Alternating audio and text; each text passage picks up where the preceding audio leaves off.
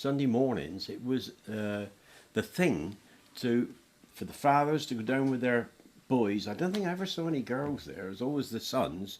We'd go down and meet in the shed down on the quay and go for a walk out Anafor. And the older men, John Davy and his brother, who used to live at the back of the milk shop, the cream shop, where Tony Staff lives now. Where's that? No, you've lost me. Oh, just up from the market. Just up from the market yes. shop on the left-hand side, Yeah. next to Little Harbour. Yeah. Anyway, Charlie Davy and John Davy and his brother, they was about the oldest, as I remember it, and they were quite, good reputations. And they'd start off walking out Anafor, and everybody in order of age would go out and walk behind them all the way out. And I used to go out with Dad, and on the way out, on the corner out by Rock Towers, there was a gas lamp, and he used to get paid a few pence to make out the gas lamp and then to setting up, and it used to automatically come on with some weight, setting up so that it would light again at night time. So he checked that one on the way out, and then we walk all the way out Anafor, and the men would be out there having a yarn, and they'd turn around and they'd all come back again. And I can remember that clear as a bell. That was a ritual. That was the word. It was a Sunday ritual. The meals that you had then was nothing by comparison to what you have today. I mean, Mother's cooking was very ordinary but good. I mean, nothing wrong with it. But it was it was a nice way, relaxing way, or I suppose we all thought that was the same thing.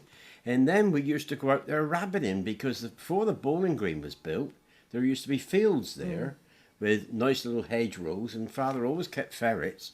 So we'd go out there with the ferrets and put the nets up to the holes, and we'd catch our dinner, And Boxing Day was a regular thing. Always went rabbiting Boxing Day. I don't know why Boxing Day, but always went rabbiting Boxing Day.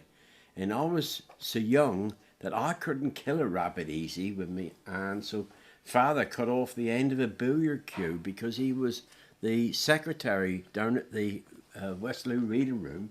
He used to clean it down there and iron the tables and that. So there was always spare cues, so he cut the end off. And I used to carry this one, knocking it behind his head with this cue and put paid to it. That was your rabbit. That was my rabbit then. Yeah, but he used to do so many jobs, Father did. I mean, he'd go out there, he'd light the gas lights, as I say, and then he'd go and do the bowling green up on the downs. The bowling green was up on the downs, and there was a tennis court next to it. Whereabouts on the downs? Oh, right where the new estate. Well, new estate, see, here we are, 30 years in it now.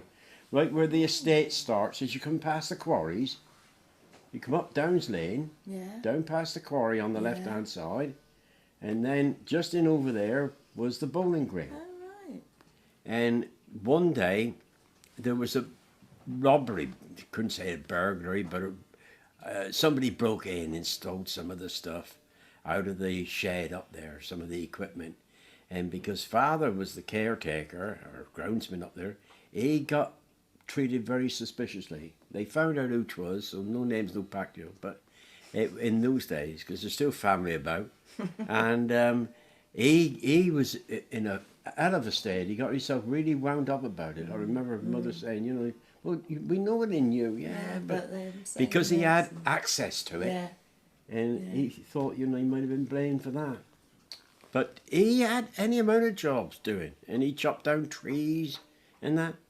And I suppose it must be something to do with this hereditary line, because the jobs that I've done over the years, all the different jobs, but the joy of it was that you were in lovely company. I was an only child, so I was ruined anyway.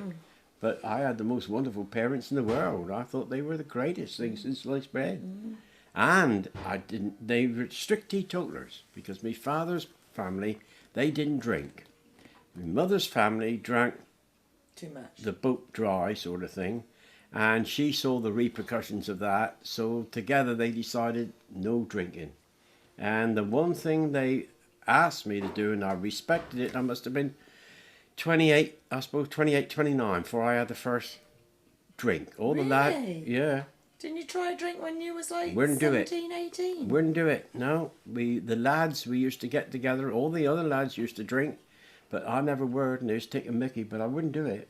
I wouldn't do it. Not to let him down. Not to let him down. And Not father, when he was down. chairman of the council, of the Looe Urban District Council, and he was a chairman, which is the same as the mayor Yeah, today. yeah. And he'd go in the pub, and they used to try and take the mickey out of him because he'd just have a lemonade. Yeah.